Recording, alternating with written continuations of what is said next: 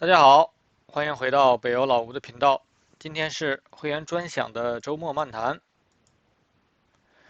那么来看一下，今天我跟大家一起要分享的这篇禅师的原文是教你炒股票45，持股与持币两种最基本的操作。2007年4月12号，对吧？呃，因为现在这个对美国的朋友，这个周末是一个长周末，那么马上又要到国内的话，又要有这个春节假期了，对吧？很多时候在这个假期的时候，你就会往往碰到这个问题：我是持股过节呢，还是持币过节？很多人都会有这个思考。那我们来看一下我们禅师是怎么说的。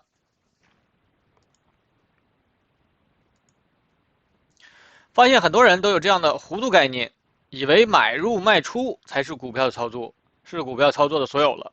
其实，对于每一笔交易来说，买入卖出1秒都不用就完成了。更多更长时间的是填充在买入与卖出之间的两种最基本操作，持股与持币才是最重要的操作。假设你是按30分钟级别操作的，那么在一个30分钟的买点买入后，就进入一个持股的操作中。根据本 ID 的理论，你很明确的知道，一个30分钟的卖点必然在前面等着。这卖点宣告从那30分钟买点开始的走势类型的结束。在这个卖点来到之前，你就只有持股这唯一的操作力。当这个30分钟的卖点出现时，卖出，然后就进入持币的操作里，直到一个30分钟的买点出现。持股与持币归根结底就是一种等待，等待那个被理论绝对保证的买卖点。所有的股票操作归根结底只有两个字：等待，对吧？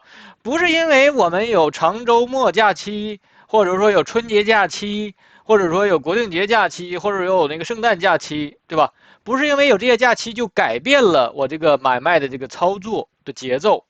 其实你如果把周期拉长的话，其实是无所谓什么假期的，你只要按照你的节奏，按照系统给出来的这个买卖点，或者说被缠论所保证的这个买卖点交易就好了，无所谓是什么假期，无论是什么也不论它是不是周末，对吧？只要你按照节奏来，按照系统的这个理论来，那么买点和卖点不因为有假期，不因为有这个间隔而发生改变。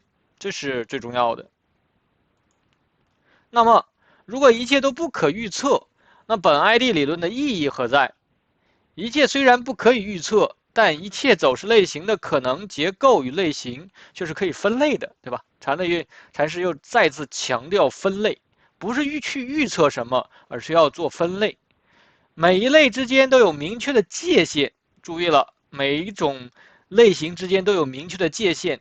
从一种类型转换成另外一种类型，它是有界限的，它是有明确界限的。因此，你唯其需要的就是观察市场当下的走势，让市场去选择可能的结构区、可能的结构与类型。任何的选择都是市场合力做出来的那个选择，我们只需要根据市场做出来的这个合力，我们去分类就好了，对吧？然后根据市场的选择来选择。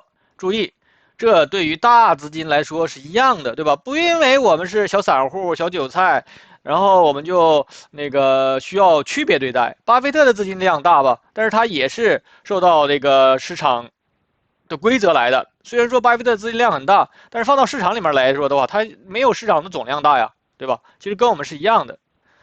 无论任何规模的资金，归根结底都只是市场的分力，对吧？无论你是巴菲特还是美联储，你都不过就是分力嘛。但是有的分力的力量大一些，比如说美联储，这是为什么我们要关注他们的每一次的利率决议，以及他们对后期的一个展望，对吧？所以说，因为他们的分力的力量大，归根结底都只是市场的分力，不是合力本身。企图把自己当合力本身，把自己装扮成上帝的，最终的结局都是死无葬身之地。只要是分力，就要观察市场当下的反应，根据市场反应的当下选择来选择。即使美联储这么大的分力，它也左右不了美国的债券市场。你去看看美国的债券市场，很多时候美联储其实是被这个市场合力牵着鼻子走的，尤其是在债券市场，因为债券市场的体量太大了，美联储根本就左右不了债券市场。这是非常典型的一个例子。那么第45课其实文字并不多，我也只是选取了3段，但是呢，我还是建议大家自己再通读一下，因为45课还有一点点其他内容，我就没有加到这里面来，我只选取了这3段，跟大家一起来这个品读一下。那么我们就看一下其他的，我准备的跟大家一起做复盘的内容。我们先来看一下下一周这个经济事件，对吧？因为周一是这个假期嘛，马丁路德金的纪念日，也是1月20号，也是美联储不是美联储啊，美国的那个民选的主席，那个民选总统特朗普要上台了。那么1月20号就是他要就职典礼的日子了。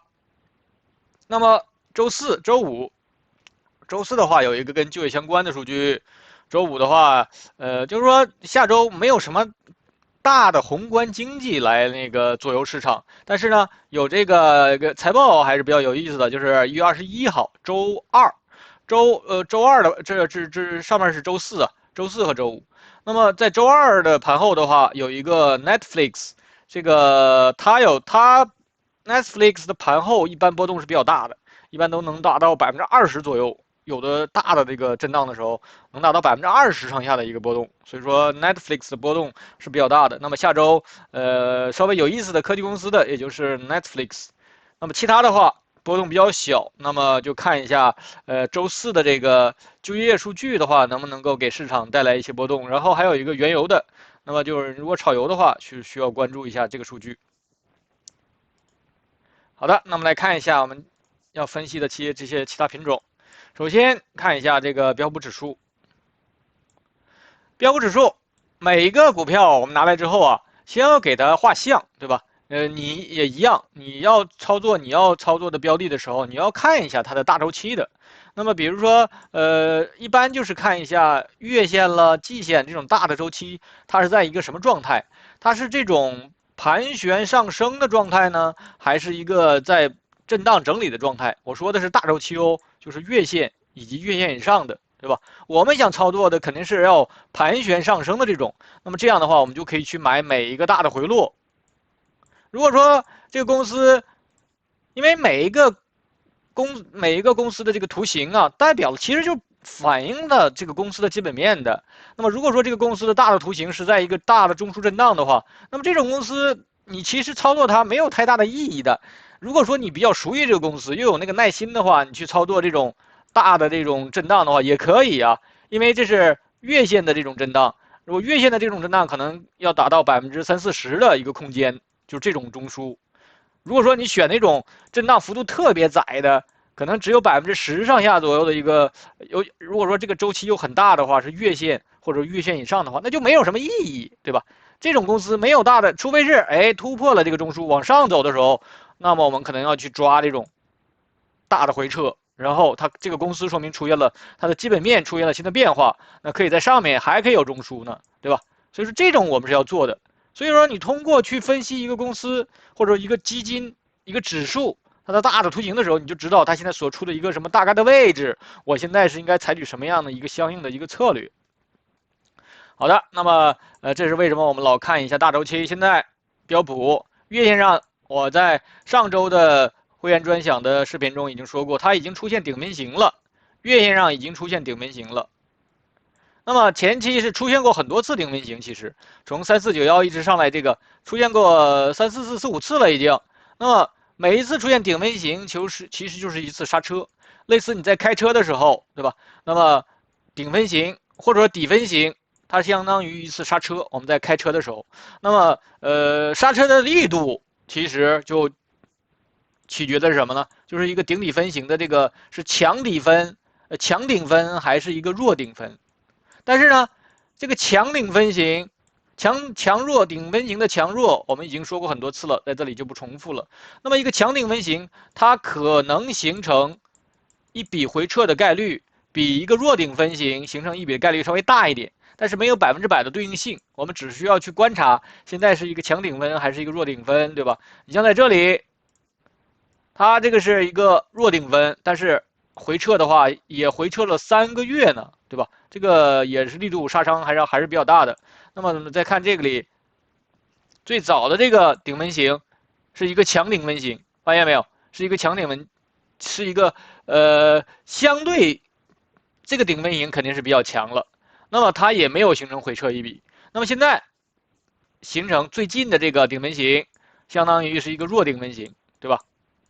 所以说，你知道了顶底分型之后，就是说它更可能再次突破这个6099。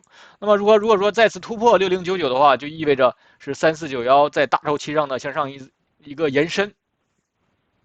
那么无论是要再次突破6099与否，我们都要看一下这一段的内部结构，看一下它的内部是不是饱满啦，结构是不是充分呢？我们是需要跟什么比较呢？我们是需要跟我们的模型比较，我们的缠论是有模型的。那么跟它模型比较的目的是什么呢？就是说，因为禅师告诉我们，我们这个缠论的模型，这是一个趋势上走势类型。那么如果说在它的次级别，因为在本周期的话，在月线这个周期它只有一笔，那么它的次级别如果说出现了这种模型，带2个中枢，然后第2个中枢还有一个小300，形成了一个 C 段，那么这个结构是非常饱满的，它可以完成的可能性更高。所以说我们之所以要观察本周期只有一笔，要观察它的次级别，甚至是次级别的原因，就是因为要看它的内部是不是要饱满，它是不是可以结束。那么如果说上涨结束了，它需要回调了，那么这个时候我们就可以提前或者说精准的在这个出现拐点的位置开始减仓也好，或者说全部出掉也好，对吧？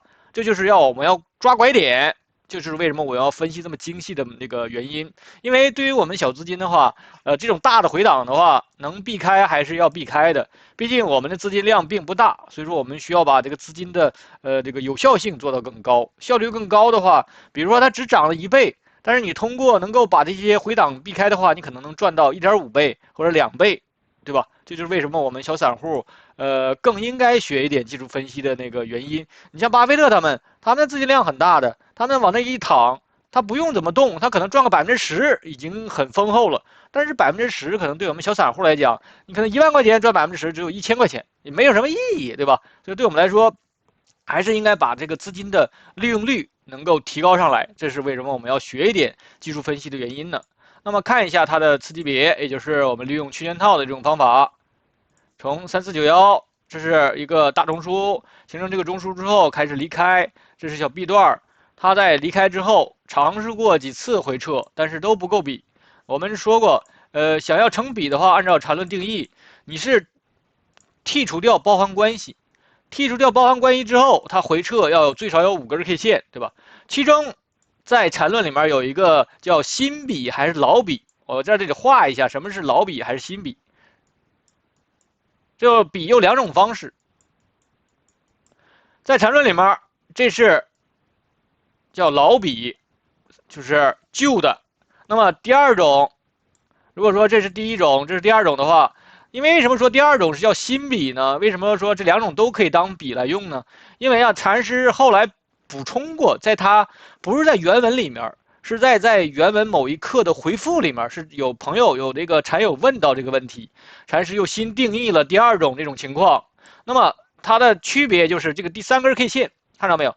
第3根 K 线跟前面有包含关系，但是呢，因为它是第3根 K 线，看到没有？是第3根 K 线跟前后、跟后面有包含关系也可以，或者跟前面有包含关系，这种的话也可以当一笔用。这种的好处就是你能够在你的交易中，它形成比的次数就多了。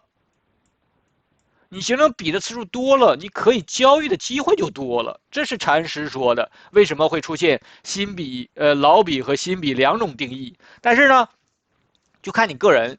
你如果愿意用老比来交易的话，你就一直用老比交易；你愿意用新比交易，这样的话机会可能多一点，那你就用新比。2种都可以，你用哪种方式都可以，是你自己的一个选择。但是如果说你一旦选择了用老笔或者用新笔，你就一直用一种，对吧？你不要这个用金笔，那个用老笔，你来回切换就那什么了。所以说你要那个保持一个一贯性。好的，那么的话，通过我刚才跟大家讲的这个新笔老笔，通过我们分析，这个是不符合。虽然说它回撤的很大，还有这里，对吧？它是在第一个2根 K 线有包含关系，不是第3根，所以说它也不符合缠论定义。那么这两个都不够有效回撤，直到6099回撤到了这个5773，这个回撤是通过无论你是用新笔还是老笔，它都满足回撤一笔，那么它是一个有效回撤。那么这个有效回撤针对下面这个大中枢的话，还是一个3买，但是因为现在，我们看一下这个有没有包含关系，最后2根 K 线，这个高点是在6021、6014，所以说这个刚刚过去的这周已经出现了底分型的雏形了。那么下一周只要突破本周的这个高点，我们看一下这个高点6014.96，只要突破6014.96，那么就会出现底分型。那么出现底分型，那么它可以再次突破6099，对吧？突破6099之后，我们就要关注什么呢？关注背驰与否，就是因为这个离开之后有3笔了。有3笔，如果出现背驰的话，它就可以再被拉回来，那就在这里形成第2个中枢，也就是我们模型里面的大 B 中枢，下面是模型里面的大 A 中枢。那么形成大 B 之后，看它是不是要在这里继续震，它有几种选择，这就是分类了。形成大 B 中枢之后的结构就是分类，晓得吧？那么它可以把这个中枢震得次数更多一些，震到9，甚至9以上，那么这个中枢就升级了。中枢升级以后，前面所有的这些都变成进入段，它可以再打一个高点离开的，然后在上面可以再生成第2个9段升级之后的大中枢的，它可以，这是其中的一种分类方式，这是其中一种分类方式。还有一种是什么呢？就是这个打一个高点，对吧？它可以从这里断开结束，从3491到这个潜在的这个最高点，它这里在这里是在月线上就是一笔。现在我们看那个周期是周线，那么从3491到这个我们刚才通过完全分类的这个新的高点，它在月线上是一笔，它完全可以结束了。它一个中枢带一个3买，这是一个盘整上啊，这是一个盘整走势类型上，它完全可以结束。它可以在右侧再生长出来一个新的向下的一个走势类型，来完成月线上的回撤一笔。晓得了吧？所以说呀，你通过在做完全分类的时候，一定是两个方向都要看，就是又要看它往上的这种发展，你又要看它是不是要往下生长了。一旦是出现高点之后，你就要这样断开之后分析。这样的好处就是你不执着于一个方向。很多时候就有的人就有执念啊，我只希望它往上涨。或者说我只能看它往上涨，对吧？任何的分析我都是分析往上涨的，我从来没有考虑过它能往下跌。一旦出现了往下走的，可能速度又比较快的那种，你就手足无措了，因为在你的分析之中没有分析出来这种情况，没有做过这些预案，这些可能的这些情况你没有做过预案，你肯定手足无措呀。你要只想一个往上涨的话，那你这个位置可能要进的仓位非常大，对吧？你可能全仓干进去了。但是可能它来一个跳空缺口，啪啪啪，很快的把它打下来了，你就全套在里面，甚至是爆仓都有可能的。因为我们在做股票的时候，毕竟很多时候，很多人是不用杠杆的，对吧？你也不用那个叫英文里面叫 margin 嘛。你如果说不用 margin 的话，你用不到杠杆的话，那这个风险稍微小一点。但是如果说你是用了 margin， 你用了杠杆，然后你又没有这些预案的话，你很容易爆仓的。你去玩玩那个外汇，你玩玩比特币那些合约的，很容易爆仓的，对不对？所以说呀，两个方向都要考虑。那么现在如果说出现高点之后，我们就要这样考虑了。那么再看一下这个6099到5733，它这段的小结构，这里能不能够出现底分型的可能性，然后能不能够打出去，对吧？看一下日线，这就是我在周2、周4跟大家做盘中解盘的时候，我们为什么可以只看6099右侧这些的原因，因为6099到57 5.73在周线上已经成一笔了。那么前面这里也是周线上的另外一笔，所以说我们可以通过非同级别分解把它断开之后，我可以只观察这一点点了。好处是什么呢？对吧？很多人不明白为什么要用非同级别分解和同级别分解两种分析方法来分析。用非同级别分解方法的好处就是它不需要中枢出现延伸。比如说这里其实是可以画成中枢的，那么画成中枢之后，你就要去分析它的延伸了，是不是有扩张了？因为延伸和扩张是复杂的，你分析起来是很费劲的。你如果说只用，或者说这里我要用非同级别分解的话，简单了，我只需要观察这一段的发展就好了，前面这些我可以不考虑了。这就是为什么很多时候用非同级别分解的这个原因，是因为它更简单了，分析起来更容易，你需要盯的那一块少了。那么看一下6099到5773，现在在日线上回撤够一笔，从这里只是日线上只是一笔，它所有的这些反弹都不够笔，所以说是一笔下来，然后新的一笔反弹也成了，从5773到6014又反弹够了一笔，这个5773反弹这一笔力度还是比较强的，对吧？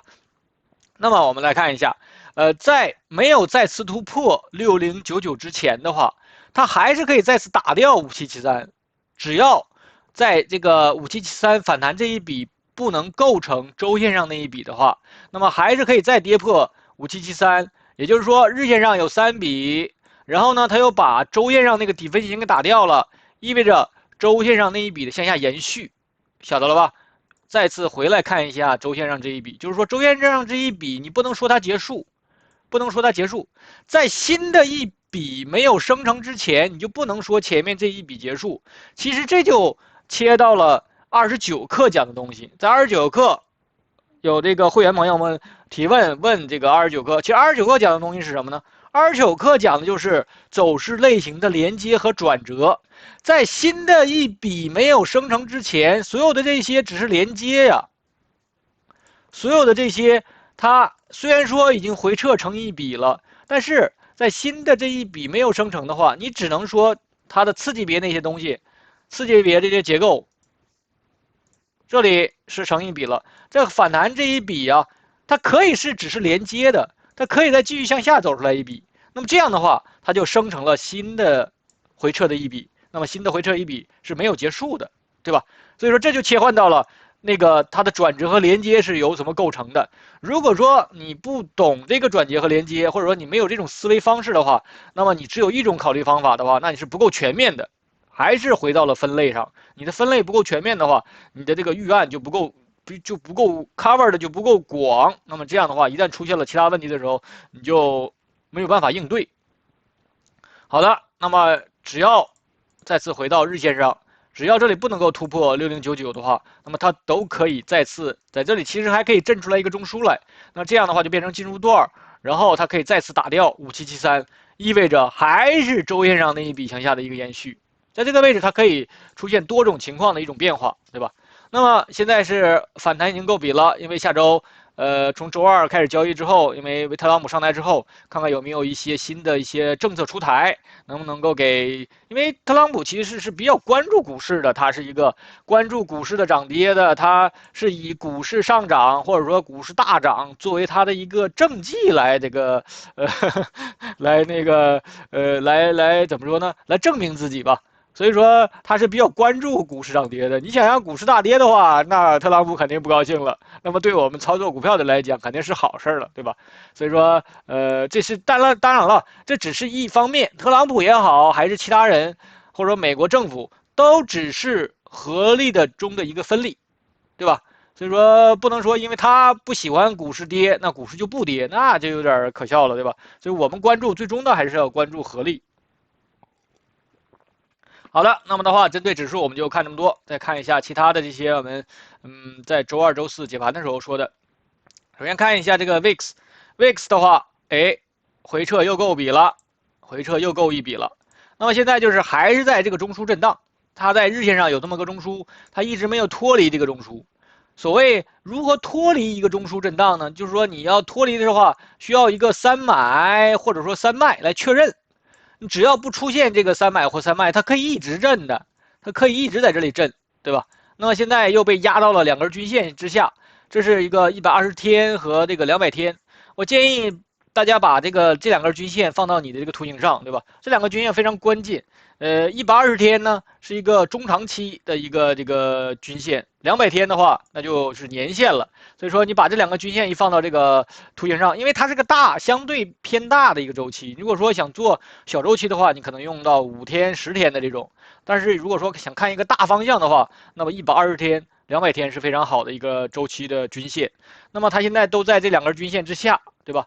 但是现在因为它这个并没有被完全压到0轴以下，发现没有？这个 MACD 还是在0轴以上的，它还可以在这里蓄力呀，对不对？它可以如果说以12.7，因为12.7是个最低点，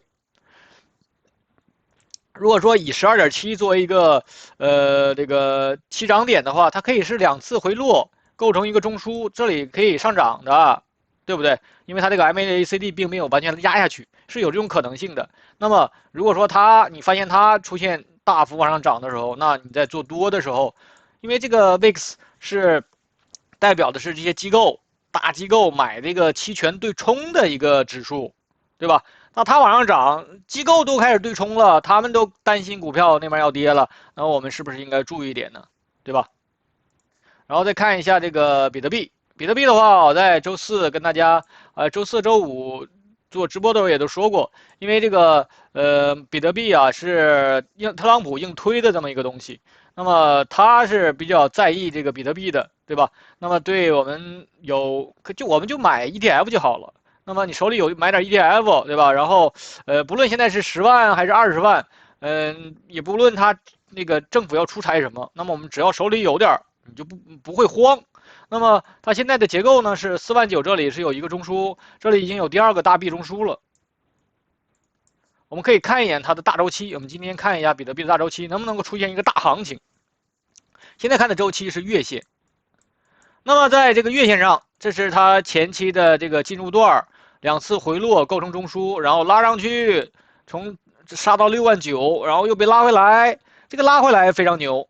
15460并没有碰到下面这个大的月线中枢的高点13868，对吧？当时我是在频道里面这个位置的时候，它出现这个月线的底分型的时候，在这里也有开始在频道里面说比特币的牛市回来了。感兴趣的话，可以去看一下，我在这几个月基本上每隔1-2天就会发几个视频去分析比特币，还有当时还分析了一些什么以太币啊，还有什么 Solana，当然很多都是用英语说的，对吧？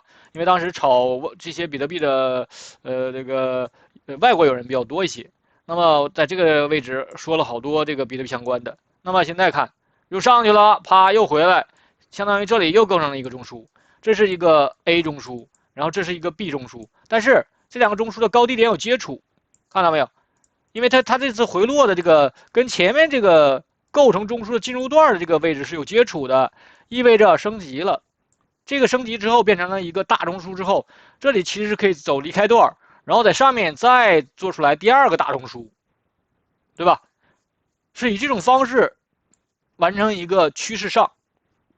那么从49050这里的话是可以走离开段的，也就是说它这个位置可以走下面这两个大中枢升级之后中枢的离开段，这就为什么现在你看49050这段的力度还是可以的，对吧？它只有力度非常强，才能够脱离下面升级之后这个大中枢的一个引力，对吧？我之前这是禅师说的这个例子，就是说你想逃逸地球的吸引力的话，你逃逸速度要够大，逃逸速度不够大的话是要被吸回来的。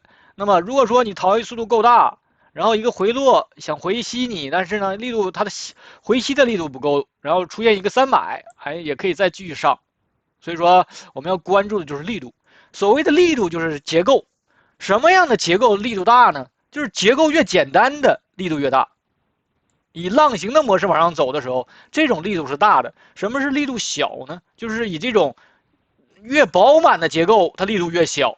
如果说它的次级别带两个中枢还带300的这种，说明它的结构很饱满了，说明多空纠结的力量比较强。就是说你多头想往上冲，空头立刻给你打回来了。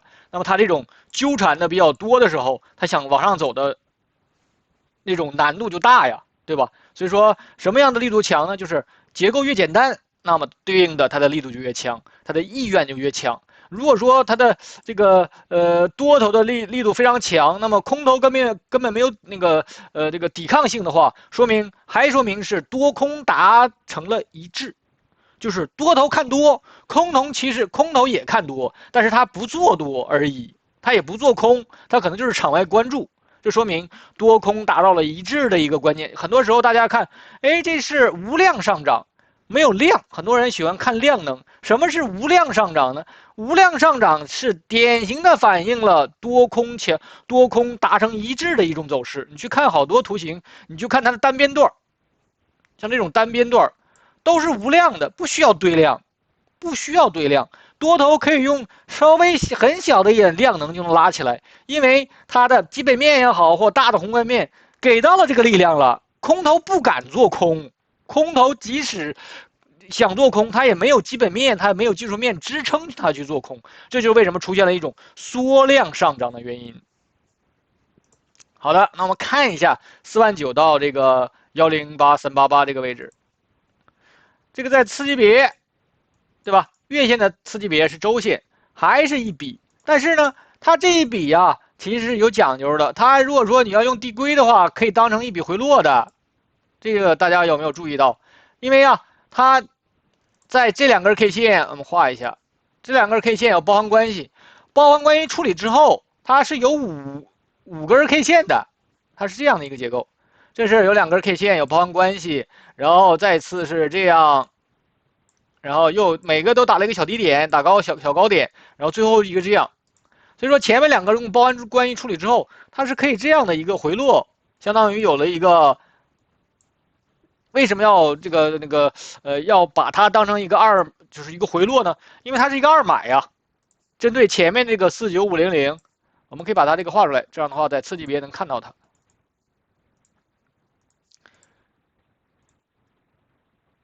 所以89028这个位置是可以当成一个周二买的。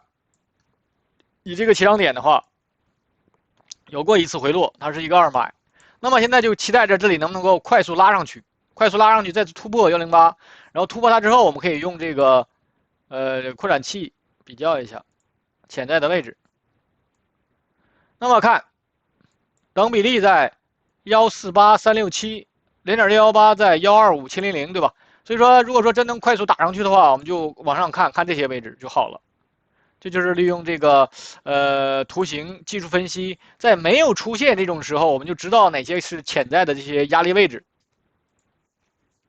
好的，我们再看一下这个次级别。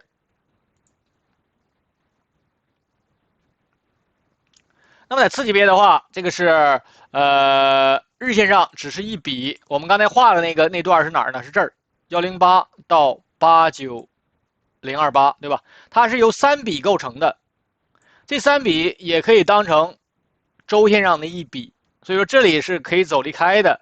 那么它这个MACD 针对的也非常好，是爬到0轴以上了，然后柱子慢慢开始伸长。如果说这个张口能越来越大的话，哦，那就厉害了，这就打离开了。所以说我跟大家之前说过，在周五直播的时候，我只是说了突破108388之后，我们要关注这里是不是能够有力度的往上走，对吧？因为现在只用了4、5根、5、6根就已经突破了前面这个高点了。这个的力度明显比这段的力度强，所以我说在这里提醒大家可以再多拿一拿，突破了108388之后再看，对吧？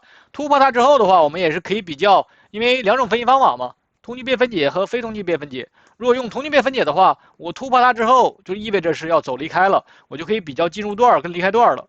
如果说我们在这里现在就可以比较一下这个进入段跟离开段，然后也是得到了几个位置。那就看这些黄金分割的这些位置，到了这些位置之后，那这个0.618的话，109469刚好是突破了前面这个108388，对吧？到了到了这个0.618之后，再看能不能够受阻啊，往回落。到了这个位置，如果说不能上去的话，那就其实是偏弱的，因为它是刚刚突破了前面这个高点。如果说力度阻力很强的话，如果说被砸回来的话，那就其实还是在继续做中枢震荡。最好的情况是强力突破这个109469 469之后，看能不能够去这个等比例的位置。到了这个位置再回落的话，那就有希望形成3买，然后再上去，对吧？所以这些位置代表了这个多空的力量的一个比较，晓得了吧？好了，那么就是针对比特币，我们说的比较多一点，毕竟美联储那个特朗普这个政府嘛是比较倾向于这个，那么我们就多分析一点，看一下这个英伟达。英伟达的话，现在的这个结构啊，它这个图形是进入了一个偏纠结的一个状态。所谓纠结的状态，就是在做中枢震荡，对吧？中枢震荡就是一个多空力量在这里做斗争，在做这个争夺。因为多头是看多，空头看空，那么肯定是上涨的话对空头不利了，对吧？所以说它要做斗争啊。那么针对这个在做区间震荡的时候是没有方向的，在做区间震荡的时候没有方向的，就是一个中阴段，就是禅师经常用中阴段。什么叫中阴呢？中阴其实中阴阶段是禅师借用了佛学里面的一个名词，就是人在人死之后，到那个去轮回也好，或者是那个是怎样也好，有这么一个中间的一个过程。那个过程啊，可长可短，那个时间是可长可短的，就是在没有达成新的一种状态之前的一个状态，叫中阴段，就是它这个意味着这个状态是没有明确的方向的，对吧？那可以往上走，也可以往下走。那么你要用传统理论的话，就是一个箱体震荡，就是在一个箱体震荡。那么就是它现在如果说能够把这个里震出9段的话，也是可以从90.69变成进入段，然后打一个离开往上走的，对吧？这是用非同级别分解。那这是用同级别分解，但是因为它其中有一笔啊，现在这一笔严格定义它是不够比，因为上面是有2根 K 线有包含关系，是这样的一个状态。如果说用包含处理之后的话，它回落是不够比的。那么其实现在这个是第9笔，如果说能够再次打掉129.51的话，意味着这个回落就够比了。那么看它成9笔之后升级了，是不是能够凌厉的拉出去，对吧？那么这样的话，前面就变成进入段，可以在上面再做出来一个大的中枢来。这是用的非同级别分解。那么用同级别分解的话，这是用的同级别分解。非同级别分解就是以153作为断开，那么这样的话可以是进入段，然后这里可以走出2个小中枢来，然后再打一个离开，这样的话就走出来一个反向的一个走势，对吧？因为现在这个进入段从153到129的话，当成进入段的话，它是有4根 K 线，因为呀，只是构成中枢的结构的那些结构段，你是不能够出现那个用递归的模式的，就是它这个构成段必须要完全按照我们定义来，但是它的进入段跟离开段是可以不够5根的，或者说没有都可以，它只是一个跳空缺口也可以，晓得吧？所以说，如果说这个当成一个进入段的话，那么这个可以完全反弹，先反弹出一笔来，然后可以再来2次反弹，构成一个反向中枢，然后再打一个离开。以这种方式要构成什么呢？以这种方式要构成周线上的一笔回落。那么这样的话就变成了周线上一笔上一笔下，然后还可以再上，是这样的一个构成。所以说，这就是我们用非同级别分解和同级别分解结合起来之后，我们看这个东西，看事物也好看图形也好，就立体了，你就不会执着于一个方向。再看一下特斯拉，特斯拉我们在周5直播的时候已经讲过，我们再看一下它现在结构有没有发生什么变化，就是182这里一个起涨，这是一个大 A， 为什么是从182分析呢？因为182到488在周线上是一笔，在周线上是一笔，在日线上它是有结构的，日线结构它现在看一下，从这个起涨点就是离开这个中枢1、2、3、4、5段，这5段或5浪，这个回落都没有碰到，所以说是一个典型的5浪上涨。这个5浪现在就看这个第5浪能不能结束，结束的话那就可以在这里做中枢。没结束的话，就可以继续生长，再次突破488，那么就会出现6、7，甚至8和9都可以，对吧？那至于怎么选，没有人知道啊，对吧？你所能通过技术分析，只能说推测，怎么推呢？这就看它的内部结构啊，内部结构够不够饱满呢？够不够充分呢？能不能够继续往上冲一冲啊？如果说它形成了一个中枢之后，然后没有力度往上拉的话，那就可以结束了呀，或者就可能结束了，对吧？看一下它的次级别。把这个价格也得标上，标到周线上，那个小时线上。这样的话，我们在多周期都能看到这个价格。这就是373到439这个在1小时周期上的一个结构。在日线上，它是一笔；在1小时上，它是一个进入段，然后2次回落构成中枢，然后开始进行中枢的一个扩展，然后又尝试拉出去。尝试拉出去的话，这个力度不够强。然后在周五，因为我们在做直播的时候，有朋友问到这个，那么我当时说过，你等它出来一个底分型的时候就可以卖了，对吧？如果说你用顶底分型卖的话，能卖在什么位置呢？我们看一下这个底分型的低点在哪里，437.1。你只要跌破了437.1，就这个顶分型就构成了，对吧？你只要跌破431，你只要挂单的话，可以挂在437这个位置。你只要卖在437，你就可以出来了。那么你卖在437的话，现在是周五收在这个收盘价是426，这就10刀啊，看到没有？这么一个简单的一个操作，就能让你做出来10刀的一个差价，对吧？所以说，学一点技术分析是没什么坏事的。那么这里看它能不能拉回来，拉回来的话，就是继续做中震荡，还没有什么可以太担心的。唯一的就是说，比如说它杀的比较狠，杀到了这个中枢的这有一个小中轨，杀到中轨位置，甚至杀到中轨以下，然后又把这个 MACD 给摁到0轴以下的话，那么就可能要走反向了。那么意味着从373到439，那么这个日线上这一笔就结束了，对吧？这是一种可能性的。还有一种呢，就是拉回来了没有问题，那我这里可以继续震，对吧？继续震，然后可以再次弹上去，然后以快速往上走。就这个离开这段一定力度要强要快，时间要短，结构要简单，才有可能逃离下面这个中枢。如果说你的拖的时间非常长，力度也不够强，那么你是跑不出去的。这是针对这个特斯拉。我们再看一下这个帕兰提尔，帕兰提尔有朋友也是比较关注它，比较关心它，因为2024年帕兰提尔绝对是一个大牛股。那么我们看一下它的结构，从这个21.74这个位置，1、2、3、4、5、6、7，它已经有第7笔了，第7笔也已经生成。第7笔这个反弹是只是到了0.382，但是现在这个顶分型还没有出现，对吧？你可以再拿一拿，手里有的话，看看能不能够再往上顶一顶，到这个0.5的话，甚至到0.618都有可能的，对吧？到了这个位置，如果说还不行的话，最好的是站上0.618，站上它的话就可能微转，再来一笔，甚至在上面再生长出来其他的一段。